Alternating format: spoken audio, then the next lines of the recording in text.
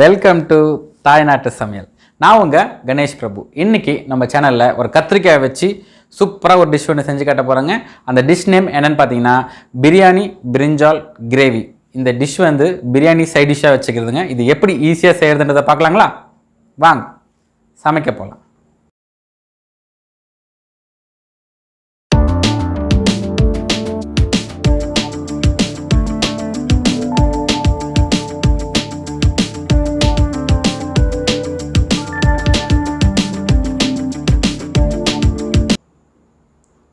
தேவையான பொருட்கள்: கத்திரிக்காய் 250 கிராம், வெங்காயம் 2 நம்பர் 130 கிராம், தக்காளி 3 நம்பர் 150 கிராம், பச்சை வேர்க்கடலை 5 டீஸ்பூன், வெள்ளை எள்ளு 3 டீஸ்பூன், 3 டீஸ்பூன் தனியா, 2 நம்பர் காஞ்ச மிளகாய், மிளகு 1 டீஸ்பூன், 1 டீஸ்பூன் ஜீரகம், பொடியாக நறுக்கின தேங்காய் 6 டீஸ்பூன், 1 நம்பர் பட்டை, 4 லவங்கம், 3 ஏலக்காய், கடுகு 1/2 டீஸ்பூன், சோம்பு 1/2 டீஸ்பூன், காஷ்மீரி மிளகாத்தூள் 1/2 டீஸ்பூன், மஞ்சள் தூள் 1/4 டீஸ்பூன், 1/4 டீஸ்பூன் பியூர் மிளகாத்தூள், 1/2 டீஸ்பூன் கரம் மசாலா பவுடர், உப்பு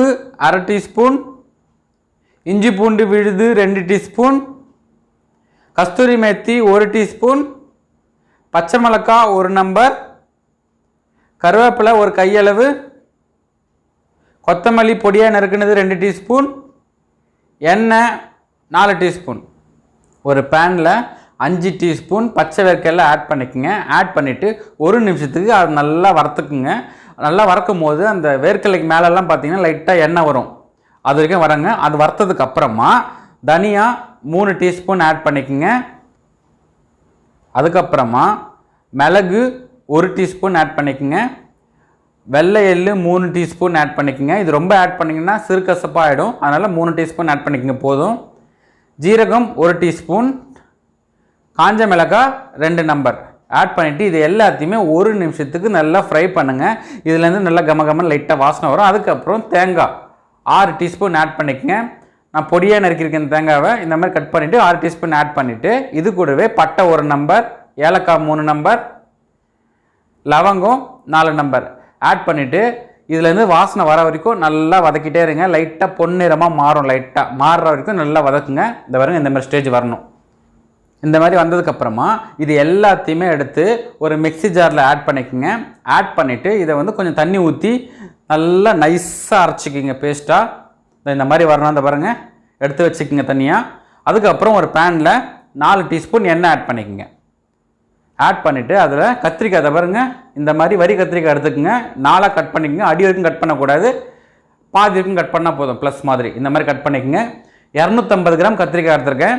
எண்ணெயில் போட்டு நல்லா இந்த மாதிரி ரோஸ்ட் பண்ணிகிட்டே இருங்க. பண்ணிங்கன்னா அந்த பாருங்க கலர் மாறிட்டு வருது பாருங்கள். கொஞ்சம் லைட்டாக சுருங்கும். இந்த சுருங்குற வரைக்கும் நீங்கள் அப்படியே அதை வதக்கிட்டே இருங்க. இந்த பாருங்க சுருங்கிடுச்சு. இந்த மாதிரி சுருங்கின உடனே எடுத்து தனியாக வச்சுக்கோங்க. டிஷ்ஷுக்கு நடுவில் நம்ம ஆட் பண்ணலாம். ஏன்னா இந்த மாதிரி சுருங்கணுங்க, அப்போ தான் வந்து டேஸ்ட்டாக இருக்கும். அதுக்கப்புறம் மீதி இருக்க எண்ணெயிலேயே கடுகு வந்து 1/2 டீஸ்பூன் ஆட் பண்ணிக்கோங்க. கடுகு பொரிஞ்சதும் சோம்பு 1/2 டீஸ்பூன் ஆட் பண்ணிக்கோங்க. ஆட் பண்ணிவிட்டு இதை கொஞ்சம் லைட்டாக வதக்குங்க. அதுக்கப்புறமா பொடியாக நறுக்கின வெங்காயம் 2 நம்பர் 130 கிராம் இதையும் ஆட் பண்ணிக்கோங்க. ஆட் பண்ணிவிட்டு இது நல்லா வதக்கணுங்க. லைட்டாக கோல்டன் ப்ரௌன் கலரில் மாறுற வரைக்கும் வதக்கணும். அதுக்கு நடுவில் பச்சை மிளகாய் 1 நம்பர், கருவேப்பிலை 1 கையளவு ஆட் பண்ணிக்கோங்க. ஆட் பண்ணிவிட்டு வெங்காயம் நல்லா கலர் மாறுற வரைக்கும் வதக்கிட்டே இருங்க. அப்போ தான் வந்து நம்மளுக்கு நல்லா டேஸ்ட் கிடைக்குங்க. இந்த பாருங்க மாறிட்டே வருது. இந்த மாதிரி மாறுறதுக்கப்புறமா இஞ்சி பூண்டு விழுது 2 டீஸ்பூன் ஆட் பண்ணிக்கோங்க. ஆட் பண்ணிவிட்டு இந்த இஞ்சி பூண்டு வாசனை போகிற வரைக்கும் இதையும் வந்து நல்லா வதக்குங்க. இதை வருங்க இந்த மாதிரி ஸ்டேஜ் வரணும். இந்த மாதிரி வந்ததுக்கப்புறமா பொடியாக நறுக்கின 3 தக்காளி 130 கிராம் ஆட் பண்ணிக்கோங்க. ஆட் பண்ணிவிட்டு இதையும் வந்து நல்லா வதக்குங்க. தக்காளி வந்து நல்லா மேஷ் ஆகணும்.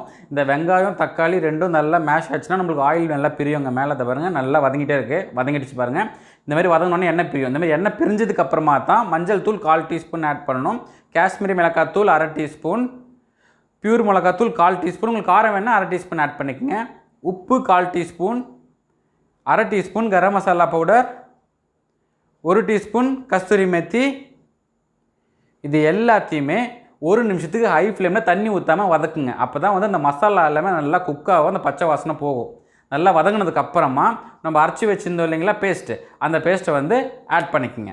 ஆட் பண்ணிவிட்டு இதையும் வந்து நல்லா மிக்ஸ் பண்ணி விடுங்க. அந்த மசாலா இந்த பேஸ்ட் எல்லாமே நல்லா மிக்ஸ் ஆகிற அளவுக்கு மிக்ஸ் பண்ணுங்கள். 1 நிமிஷத்துக்கு ஹை ஃப்ளேம்லேயே வச்சு நல்லா மிக்ஸ் பண்ணிகிட்டே இருங்க.